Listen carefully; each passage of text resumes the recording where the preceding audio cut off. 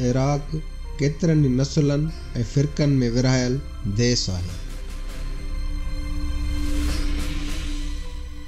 Iraq में घणाई शियनि जी आहे। ॿिए नंबर ते सुन्नी, जॾहिं त टीं ताक़त कुर्द आहिनि।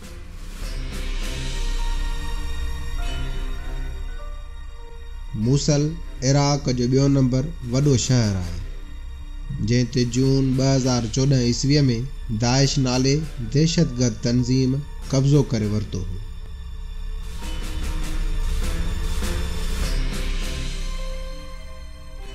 अक्टूबर 2016 में सुन्नी, शिया ऐं कुर्दनि अमरीकी फ़ौज जी मदद सां दाइश खे मूसल में शिकस्त ॾेई छॾी।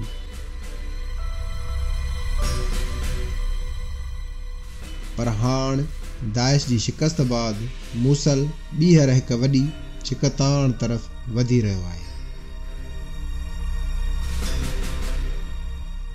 हाणे मूसल ते हुकुमरानी कहिड़ी धुर करे, शिया, सुन्नी या कुर्द, उहो मसइलो मूसल जे माण्हुनि खे ॿीहर हिकु वॾी खून रेज़ीअ तरफ़ धिके रहियो आहे।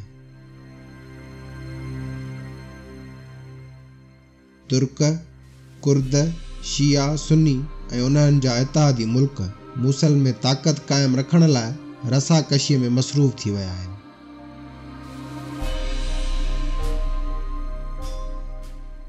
मूसल कुर्द इलाइक़नि जे वेझो आहे, उन लाइ कुर्दनि जी कोशिश आहे त मूसल ते उन्हनि जी हुकुमरानी हुजे ऐं उहे मूसल समेत कुर्दिस्तान खे इराक़ खां आज़ादु कराए कुर्दनि लाइ अलॻि मुल्क जोड़े।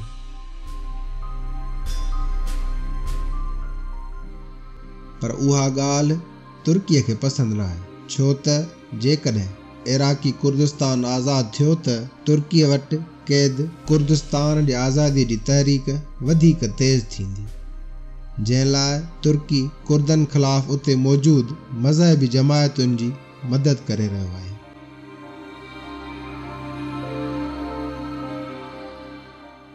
मूसल में सुन्नी आबादी वधीक आहे, पर ईरान पारां शिया तंज़ीमुनि जी मदद सबबि हाणे सुन्नी आबादीअ खे ख़तरो आहे त किथे शिया तंज़ीमूं मूसल अंदरि मज़बूत थी कब्ज़ो न करे वञनि।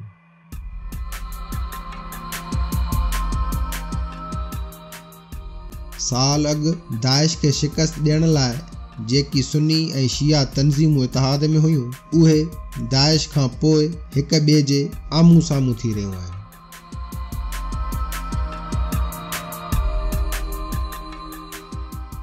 जंहिं सबबि मूसल जूं हालतूं हिकु दफ़ो ॿीहर वॾी छिकताण तरफ़ वधी रहियूं आहिनि।